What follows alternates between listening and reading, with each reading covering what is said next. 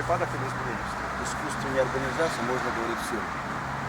Если Федерация мигрантов, тогда спроси мигрантов, кто он такой. Кожинов, Вадим, интересно. Причем мигрант не Каримов, не Абдулаев, а Кожинов. Другое, вероисповедание ислам. У человека атеистический выход, неверующий человек. Третья сторона вопросов.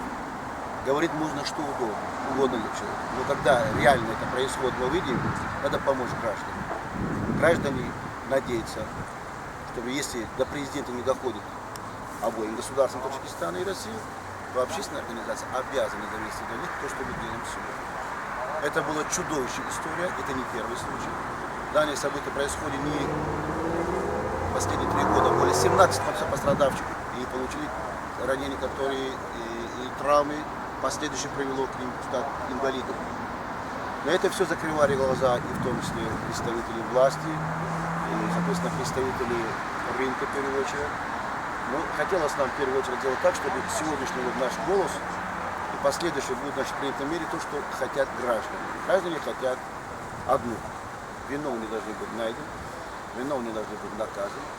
Значит, просить извинений у родственников, у пострадавшего. Соответственно, восстановить его правовое поле, его правовые, значит, правила, которые ему сегодня дает миграция. Он находился с документами. Восстановить его документы, которые были, соответственно, уничтожены. И мы будем настаивать, и посольство Таджикистана, и другие представители Таджикистана сегодня уже дали ноту. Встреча состоялась с больным, с представителем посольства. Я не видел лично, потому что вчера дадут доступ, запретил представитель МВД, хотя главврач настаивал, что вы не имеете права, имеют родственники общественной организации, лидер Таджикской диаспоры в России, президент Федерации мигрантов СНГ обязан донести до общества. Но поэтому сегодня, когда эта информация, вчера мы получили, довели до людей, сегодня такая толпа в разных местах, скопление не возникло. Это возникло.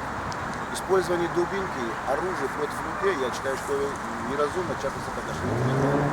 Если страна в состоянии сегодня обеспечить работу, исходя из наших ресурсов российских граждан, то эти люди будут здесь не будут. Есть другая сторона вопроса. Криминал, еще раз криминал, еще раз криминал.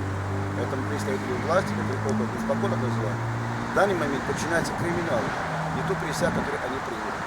Это я могу говорить уверенно, потому что 14 год садовод остался бесследно сегодня. Никто не расследовал 6 последних граждан Таджикистана. Хотя родители отправили к нам письмо, да расследовать и дайте нам информацию. К нам именно, таджикскую диаспору, общественную организацию, конкретно Карамату Шарипову. Это не обсуждал. МИД провел собственное расследование, ничего не дал. Прокуратуре собственное расследование, ничего не дали. В общем, получается, если совершено преступление по отношению к таджику, заключение пишется в одном. Упал, очнулся, гипс. Это благодаря советской вашей фирме. То есть все-таки избиение было? Абсолютно. Он даже в камере говорит, этот человек. Он говорил о том, что сегодня за какие-то 400 рублей он был избили. Он должен отдать охранникам вытязы. Последующий он остался без сознания, больше ничего не помнит. Но потом просто нашли вечером, в районе 19 часов в мусорной свалке. Это все было сделано в цивилизованном нашем государстве России. Я думаю, до уровня президента уже поступила данная информация, будет в жесткой форме рассматриваться. Мы ждем встречи, сегодня должна быть встреча, но это перенесем на завтра. Что завтра нам скажет руководство рынка, что скажет нам управление, мы не знаем. Люди сами вышли. Ваши требования на этой встрече каковы? У меня остается в силе до сегодняшнего дня перевод, легализация граждан, если создать биржу труда, соответственно, по специальности, соответственно, должна прозрачность заработной платы. Соответственно, должна быть места, где работодатель берет устроить, чтобы там было не санитарные условия. Соответственно, что лишние проверки по отношению граждан, виновных, невиновных, даже в том плане абсолютно не соответствует, потому что служба безопасности рынка обязаны доложить МВД, что это недопустимо, они тоже должны нести ответственность. Если мы собираемся наказывать, как вчера, более 250 граждан увели, сегодня 2 граждан, если это граждане останется наказан, а работодатель будет ходить и дальше плевать в потолок, мы думаем, что это уже ущемление прав самих граждан. Очень тяжело доказывать, потому что я был свидетелем, когда 20 камер на территории рынка Садовод в 2014 году, они оказались одновременно отключены, не нашли никого. А последующее пошло давление на общероссийское общественное движение, квартирам, домам, унижали людей, волонтеров движений.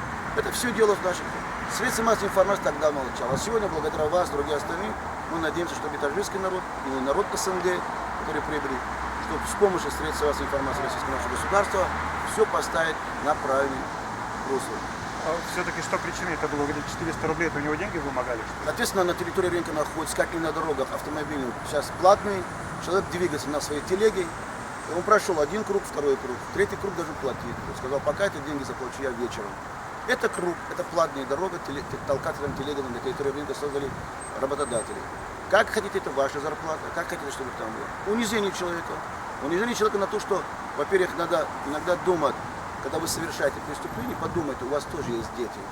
Если у этих детей плохой отец, хотя должен быть, то есть хороший пол, хороший священник, хороший правозащитник.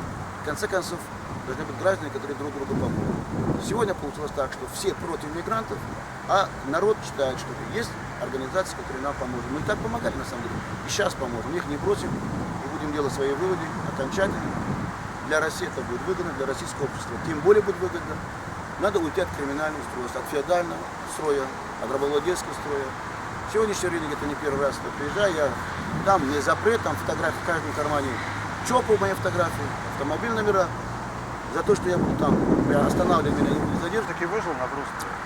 Я не видел по разговорам с представителем посольства, он говорит начал.